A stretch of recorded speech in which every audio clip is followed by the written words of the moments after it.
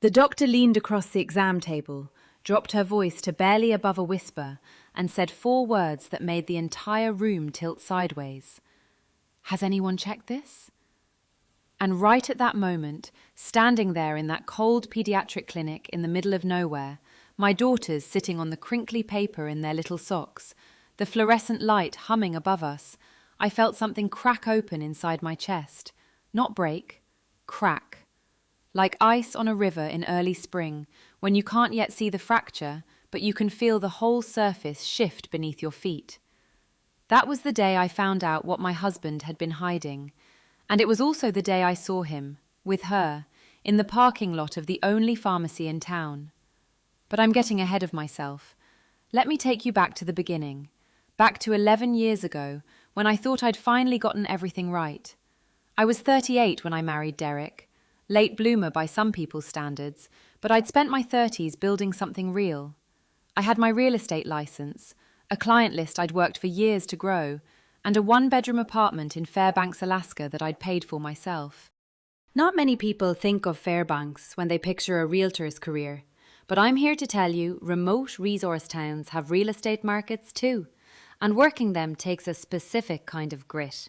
You're selling the idea of a life somewhere most people only fly over. Derek came into my office on a Tuesday in late September, 11 years ago. The birch trees outside were that impossible shade of gold they get just before the first hard freeze. The kind of yellow that almost looks fake, like someone cranked up the saturation on a photo.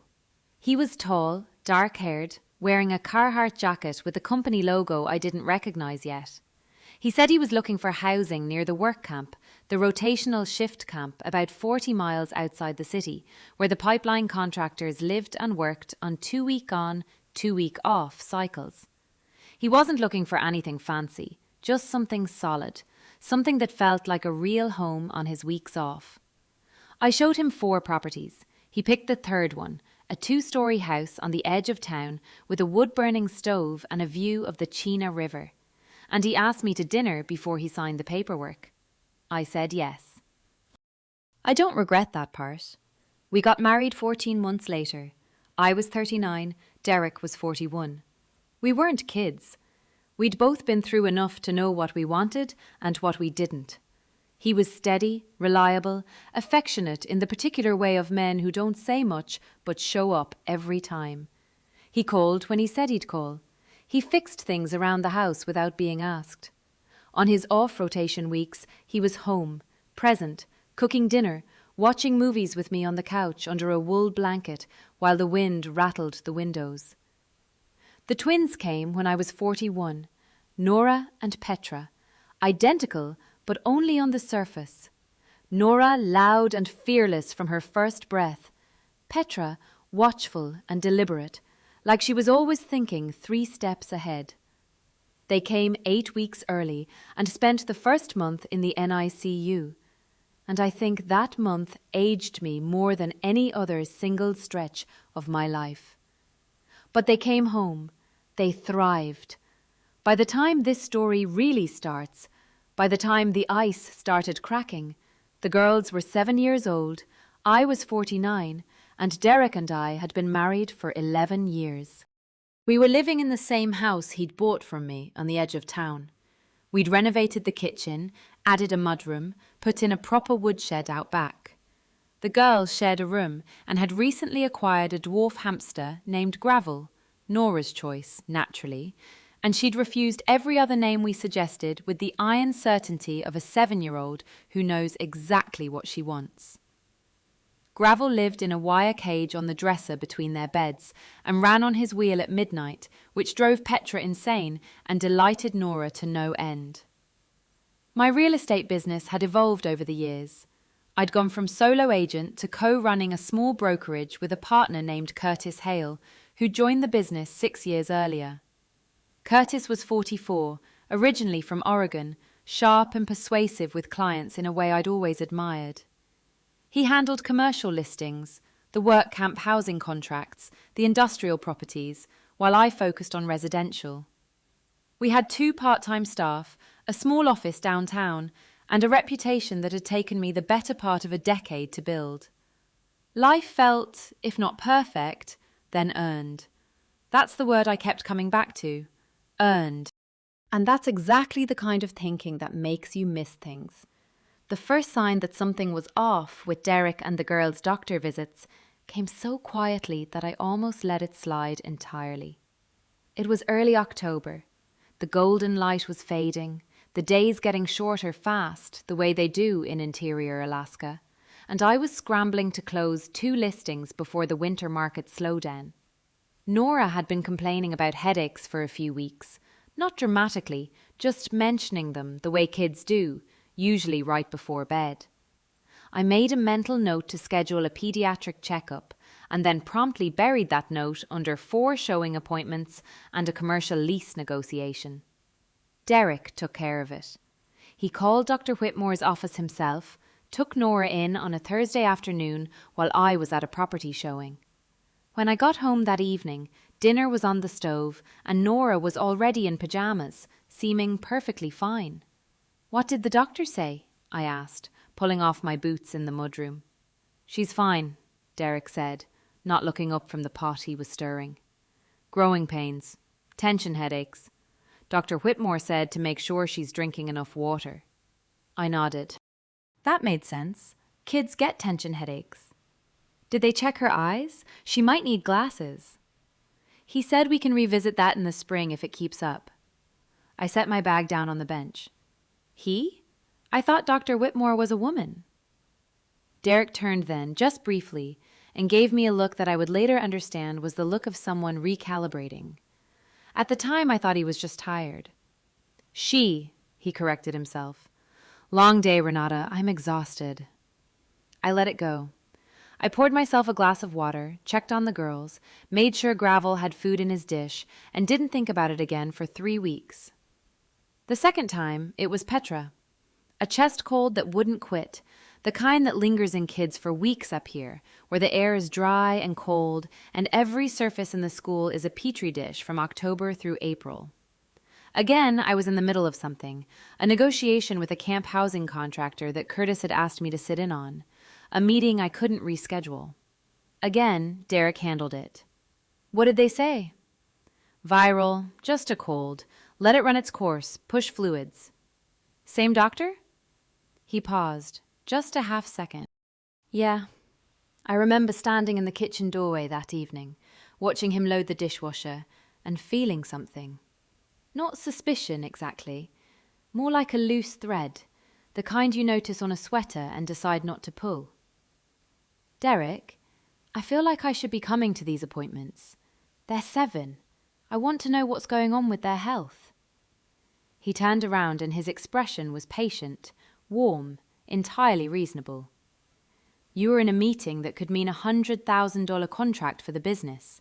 The girls had colds and headaches. You didn't miss anything. Still, next time I come. Of course, he said, and smiled and kissed me on the top of the head, and that was that.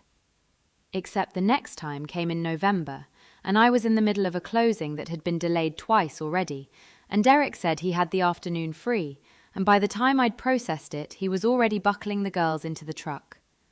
I'll be back by 4, he said through the window. I stood on the front step in my wool socks and watched the truck back out of the driveway. That was the 3rd time I didn't go. I want to be clear about something. I wasn't a passive person. I built a business from scratch in one of the least hospitable real estate markets in the country. I'd negotiated contracts with pipeline companies and camp operators who thought a woman realtor in Fairbanks was a novelty. I was not someone who got pushed around. But there's a specific kind of fog that settles over you inside a long marriage, especially when the person beside you is gentle and calm and always has a reasonable explanation. And I had been breathing that fog for years without knowing it. Later, I would have a word for what Derek was doing. But in November, I just felt vaguely uneasy and couldn't have told you exactly why. The thing that finally broke through the fog was the most ordinary circumstance imaginable. It was the 2nd week of December. The temperature had dropped hard, -22 Fahrenheit. the kind of cold that freezes your nostrils on the first breath outside. Derek got called back to the work camp 2 days early because of an equipment issue. He left on a Monday morning, his truck loaded with his gear bag and a week's worth of cold weather work clothes, and I stood at the window watching his taillights disappear into the dark. Petra woke up Tuesday morning with a fever of 101.8 and one eye that was crusted half shut. Pink eye. Possibly something more. The eye looked angrier than a typical conjunctivitis case, redder, and she said it hurt when the light hit it. I called Dr. Whitmore's office, got an appointment for that afternoon, and for the first time in months, I was the one taking my daughters to the doctor. I didn't think anything of it. I just needed to get Petra seen. I had no idea that a routine appointment was about to unravel 11 years of my life. I buckled both girls into the back seat. Nora insisted on coming because she was convinced Petra would get a shot, and she wanted to witness it, which tells you everything you need to know about Nora, and drove the 20 minutes to the clinic through roads that were glazed with ice and lined with birch trees stripped bare and white as bone. The waiting room smelled like antiseptic and the particular sadness of December in a medical office. Nora immediately found the fish tank in the corner and pressed her face against the glass. Petra sat close to me, her good eye slightly glassy, her cheek warm against my shoulder. When the nurse called us back and Dr. Whitmore came in, she was a compact woman in her mid-50s with reading glasses pushed up on her head and a manner that was brisk but kind. She'd been our girls' pediatrician for 4 years. She examined Petra's eye carefully, asked questions about duration and pain level, shone a penlight that made Petra wince. Then she pulled up something on her tablet, and her expression shifted, not dramatically, but enough. The way a person's face changes when they're trying to decide what to say. She looked at me for a moment. Then she looked at the screen again. Then she leaned across the exam table and dropped her voice low enough that only I could hear it. "Has anyone checked this?" She turned the tablet toward me. I looked at what was on the screen, and the room tilted sideways. "I'm sorry," I said, and my voice came out strange, like it was coming from somewhere outside my body. "Can you explain what I'm looking at?" Dr. Whitmore set the tablet down on the counter and looked at me with the careful, measured expression of someone who has delivered difficult news before and knows exactly how much to say and when. "Mrs. Calloway," she said quietly, "there are notations in this chart from the last 3 visits that I didn't enter, and the clinical observations they describe. I need to ask you something, and I need you to think carefully before you answer." Nora was still at the fish tank. Petra was leaning against my arm, feverish and tired. The fluorescent light hummed. "Who has been bringing your daughters in for their appointments?" Dr. Whitmore asked. "My husband," I said. "Derek Calloway." Something moved across her face. She reached for a notepad. "And has he ever come in alone, without you present?" "Every time," I said slowly. "He's been here every time. I thought that was normal." Dr. Whitmore wrote something down. She didn't look up right away. "Mrs. Calloway, I'd like you to speak with our patient advocate before you leave today." The patient advocate's name was Soledad Vance. She was maybe 30, with close-cropped natural hair and the particular calm of someone trained to sit with people in crisis without flinching. She brought me into a small room off the main hallway, not a clinical room, more like a repurposed office. 2 chairs and a low table and a box of tissues that I stared at for a long moment before I could speak. Nora was with the front desk receptionist, who had given her a clipboard and a pen and told her she was helping with very important paperwork. Petra was curled against my side, half asleep, her fever making her heavy and warm.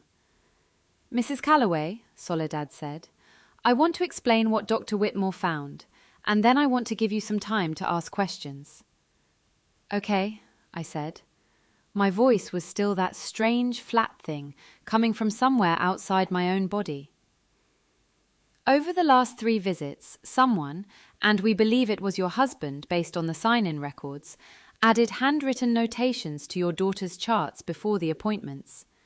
Not clinical notes, more like briefings. Descriptions of symptoms that weren't there.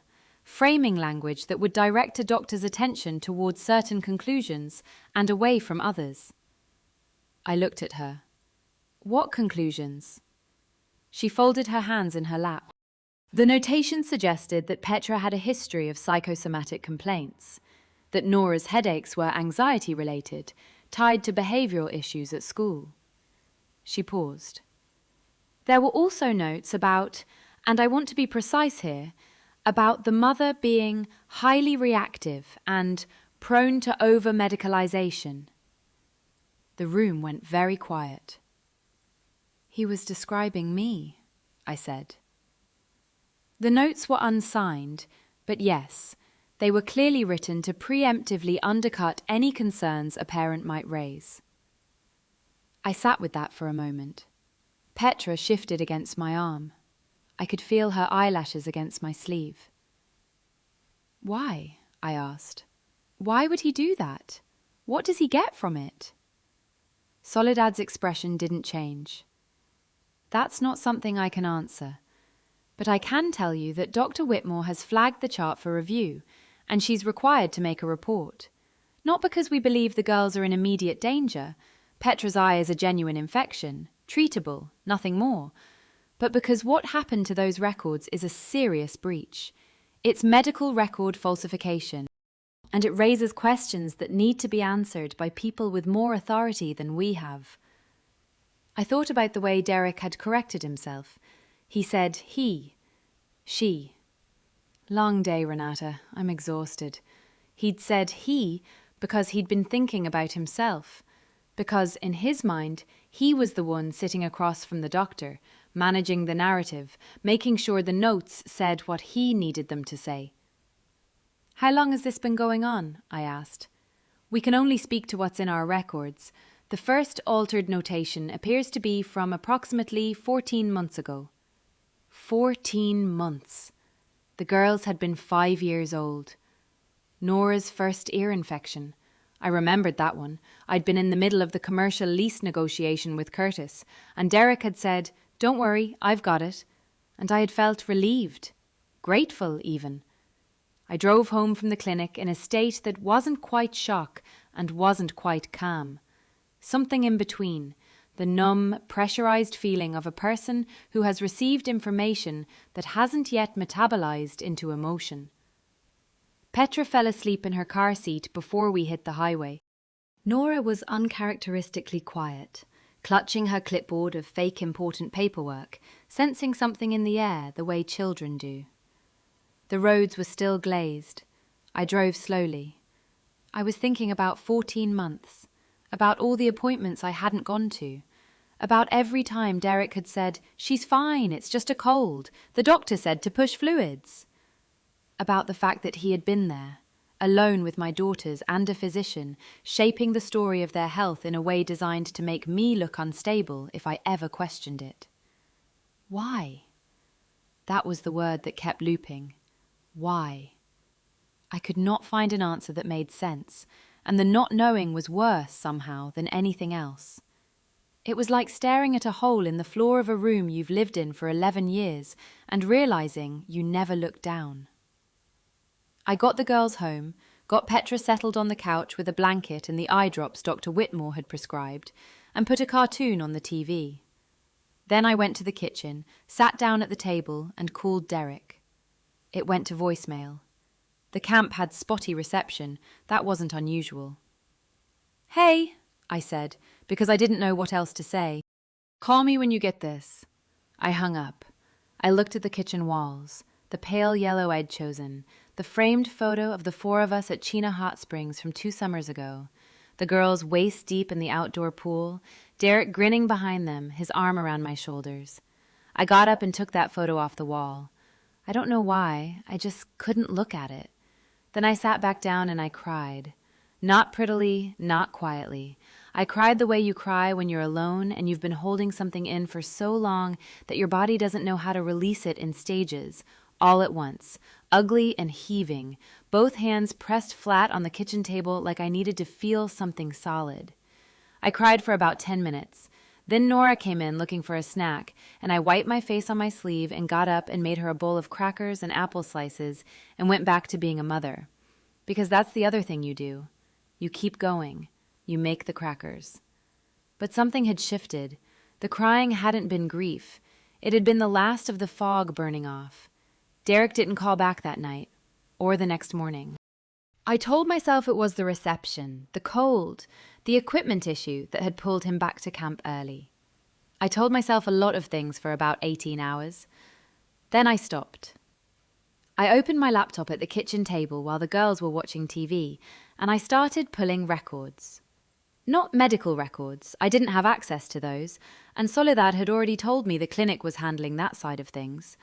I pulled financial records, bank statements, our joint account, which I had full access to and hadn't looked at closely in months because Derek handled the household bills and I handled the business accounts, and that division of labour had seemed efficient and sensible and was now making my hands shake.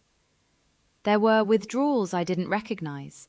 Not huge ones, nothing that would have leapt out if you glanced at a balance, $80 here, $140 there, but they were regular.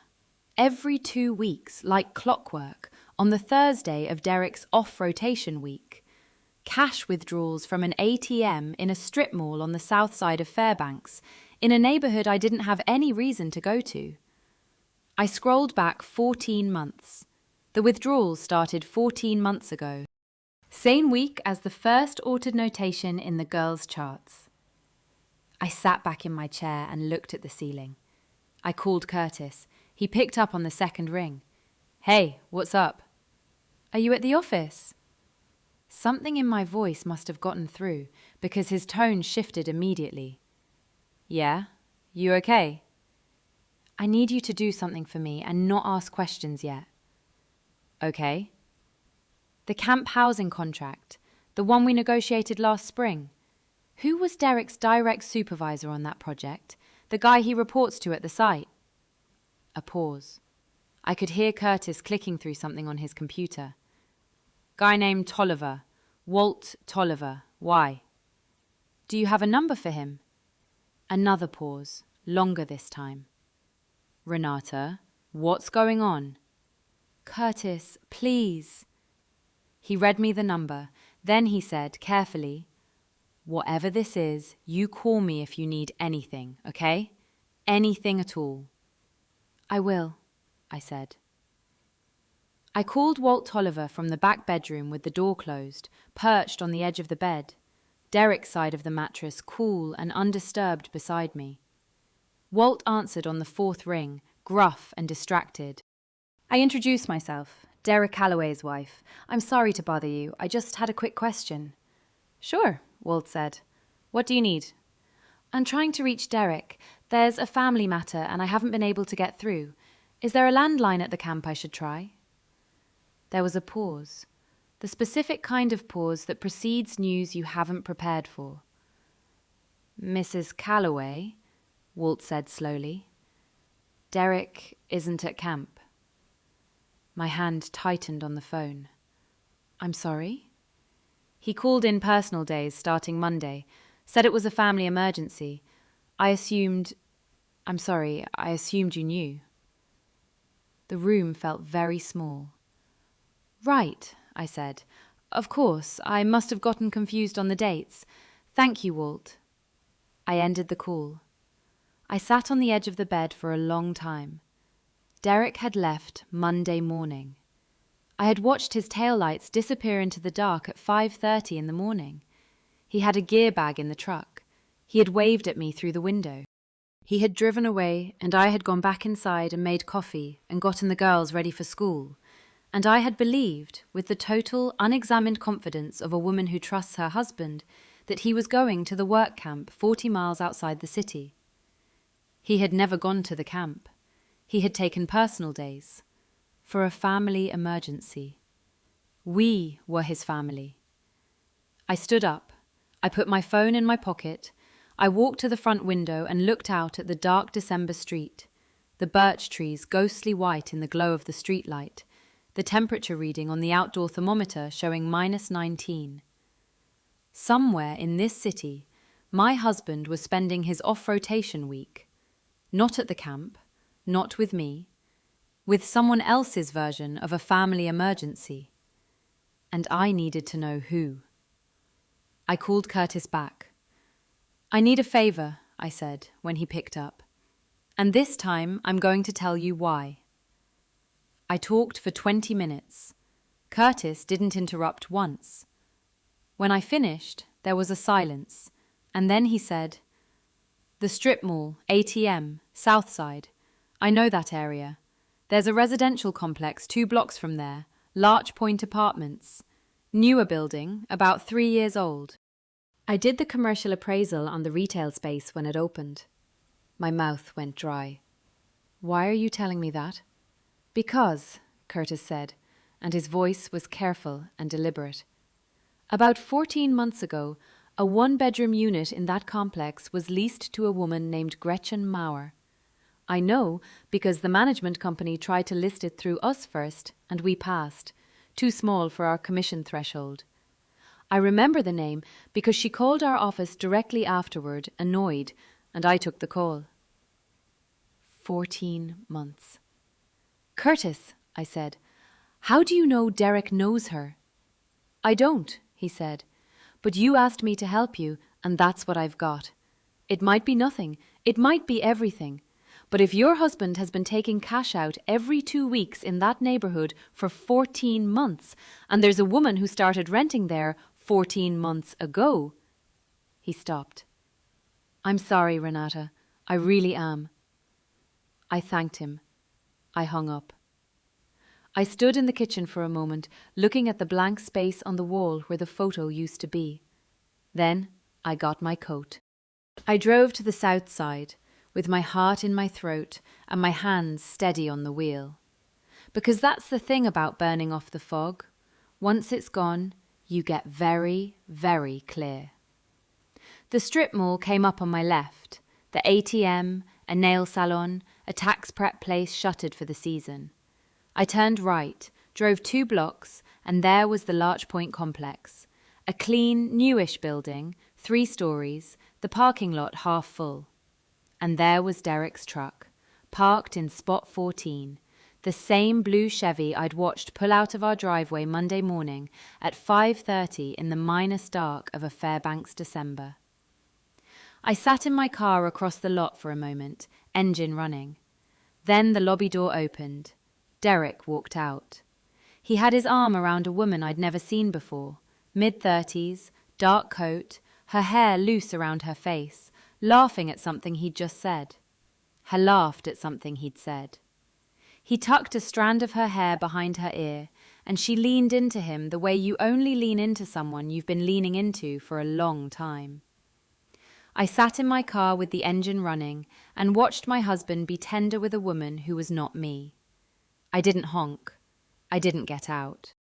I just watched, long enough to know that what I was seeing was real, that it wasn't ambiguous, that there was no version of this where I'd misunderstood. They walked to his truck together, and she said something, and he laughed. And then he kissed her. Not a peck, not a goodbye, see you later. The kind of kiss that belongs to people who have kissed each other many times before and plan to keep doing it. Then he got in his truck and drove away, and she stood in the parking lot watching his taillights, and I thought, she watches him leave the same way I used to.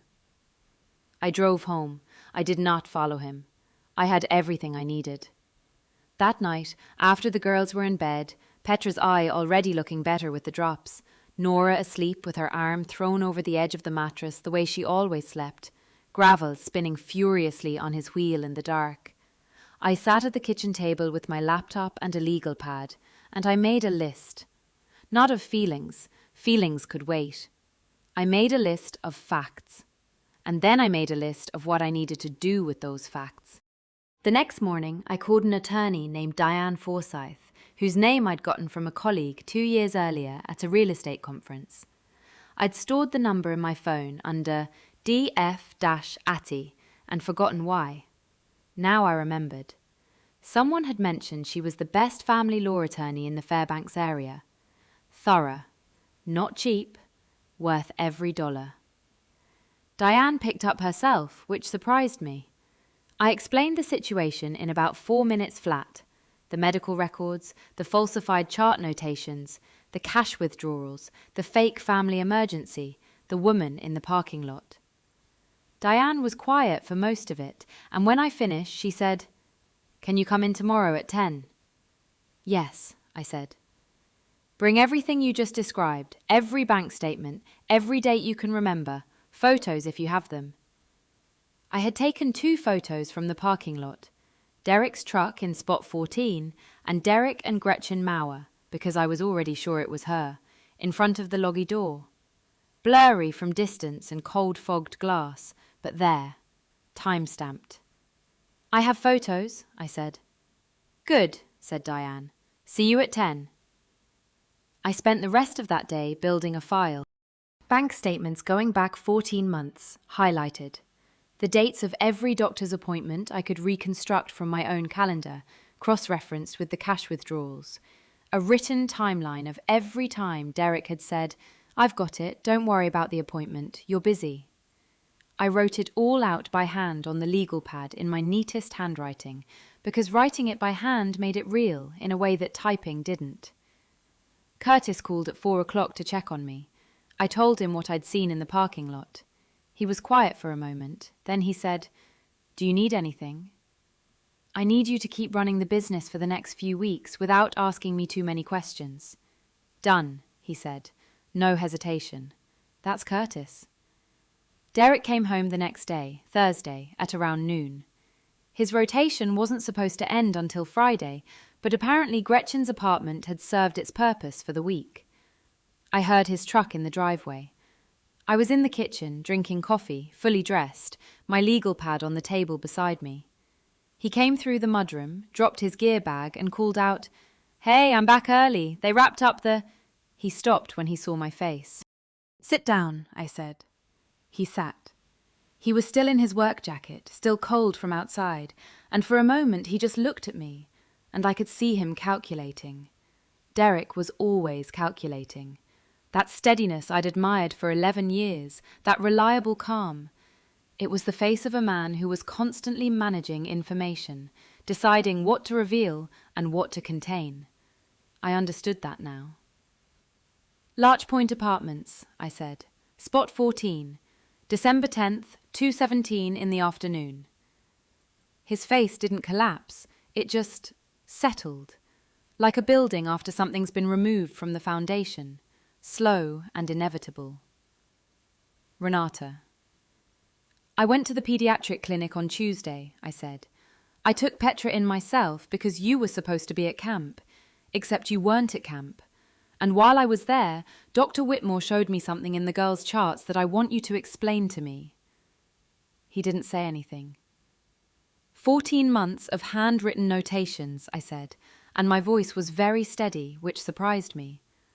Notes describing Petra as psychosomatic, Nora as anxious and behavioral, and notes about me describing me as reactive, over-medicalizing. Notes designed to make sure that if I ever showed up to one of those appointments and raised a concern, the doctor would already have a reason not to take me seriously. The kitchen was very quiet. Outside, a gust of wind moved through the birch trees, and the house made its small creaking sounds, the way old houses do in extreme cold. "That's medical record falsification," I said. Soledad Vance at the clinic explained it to me very clearly, and Dr. Whitmore has already filed a report. Derek put both hands flat on the table. "I can explain." "I know you can," I said. "You're very good at explaining things. You've been explaining things to me for 14 months, and I've been listening." "I'm not listening anymore." He looked at me for a long moment. Something in his expression shifted, the calculation giving way to something rawer. "I didn't do it to hurt them," he said. "I would never hurt Nora and Petra." Then why? He looked down at the table. Gretchen. She was worried. She thought if I ever left, if you ever found out, you'd use the girls against me. She said I needed to make sure I had something, some kind of documentation, that you were unstable, that you overreacted. I let that sit in the air for a moment. So she told you to falsify your daughter's medical records, I said, to build a custody case against me, preemptively, before you'd even told me you were having an affair. He didn't deny it. How long? I asked. 14 months. Is she pregnant? He flinched. No. Are you in love with her? A long pause. I don't know. That was the most honest thing he'd said since he walked through the door, and it was also the most useless. I closed my legal pad. I have an appointment with Diane Forsyth tomorrow at 10, I said. I'd suggest you find your own attorney before the end of the week. And I'd suggest you call Dr. Whitmore's office and speak to them before they escalate the report. Because right now, this is a civil matter. But falsifying medical records in the state of Alaska has a criminal dimension. And I imagine your attorney will want to get ahead of that. He stared at me. You're not going to. I'm going to protect my daughters, I said. That's all I'm going to do. Everything else is up to you. I stood up, picked up my coffee mug and my legal pad, and walked out of the kitchen. Diane Forsyth was exactly what I needed. Precise, unsentimental, and completely unfazed by the medical record element. She'd seen worse, she told me, and I believed her. We filed within 2 weeks. Derek retained an attorney named Gary Purcell, who had the unfortunate task of advising his client that the falsified chart notations were, in fact, a serious problem, not just for the divorce proceedings, but potentially for any custody argument Derek might want to make. You cannot simultaneously claim your wife is an unfit mother and explain why you spent 14 months secretly creating documentation to that effect. The logic collapses. It took 4 months, not fast, but not brutal. Alaska divorce law is equitable distribution, and we had 11 years of shared assets to untangle: the house, the equity, my business interests, his pension from the pipeline company. We sold the house on the edge of town. I got a fair share. I didn't fight for everything. I fought for what was right. The girls stayed with me primary. Derek got regular visitation, and the judge's order included a specific provision that both parents must be present at all medical appointments, or that appointments be documented in writing and shared within 48 hours. Diane had pushed for that. I could have kissed her. The criminal referral from Dr. Whitmore's clinic was reviewed by the Alaska Department of Law. In the end, Derek was not charged. The DA's office determined that the notes, while clearly improper, fell into a grey zone that made criminal prosecution difficult. What they did do was refer the matter to the Alaska State Medical Board for a formal inquiry into how the records had been accessed and altered. That process moved slowly, the way those things do, and the outcome was primarily procedural: new protocols at the clinic, a formal letter in the record. No jail time, no criminal conviction. I won't pretend that didn't sting. It did. There was a week in March when I sat with Diane in her office, and she explained why the threshold for criminal charges hadn't been met, and I felt a cold, hollow anger that I didn't know what to do with. But Diane looked at me and said, "The civil record is permanent, Renata. What he did is documented. His attorney knows it. Any future custody dispute will know it. That matters." She was right. It mattered. Gretchen Mauer moved out of the Larch Point Apartments in February. As far as I know, she and Derek are still together. I don't spend time thinking about it. Curtis and I expanded the brokerage that spring. We brought on a third agent, a woman named Pauline Reyes, originally from Anchorage. sharp and tireless and deeply knowledgeable about the commercial side of things. The business is the best it's ever been. I close more listings now than I did when I was running myself ragged, trying to be everything to everyone at once, which tells you something about what clarity does for your focus. Nora and Petra are 8 now. Nora has already announced she wants to be a marine biologist, which is a specific ambition for a child living 400 miles from the nearest ocean, and I find it absolutely perfect. Petra has taken up reading with a ferocity that means I'm at the library every 2 weeks, which suits me fine. Gravel the hamster is still running his wheel at midnight, defying actuarial expectations for dwarf hamsters, and Petra has decided this makes him extraordinary. I'm inclined to agree. I think about the fog sometimes, the specific way it settles, not all at once, but so gradually that you don't notice you can't see until something forces you to look. I was not a passive person, and yet it happened to me. It happens to people who are paying attention. It happens to people who trust and who are busy and who have given someone the benefit of the doubt so many times that it becomes the default setting. The thing that broke through wasn't a dramatic revelation. It was a fever of 101.8 and an eye that looked angrier than it should. It was a Tuesday afternoon in December when the only person available to take my daughter to the doctor was me. And Dr. Whitmore leaned across the exam table, dropped her voice to barely above a whisper, and said 4 words. "Has anyone checked this?" 4 words, and the ice cracked. I am 50 now, and I live in a house I chose myself. Smaller than the one on the Chena River, closer to the girls' school, with a good wood stove and windows that face east so the morning light comes in early. On clear days in winter, the sky turns colours I still can't name after all these years up here. A pale green at the horizon, pink above it, the stars still visible in the upper dark. The girls press their faces against the glass on those mornings. Some things you earn, some things you survive. The wisest thing I ever did was learn to tell the difference and stop letting the fog make that choice for me.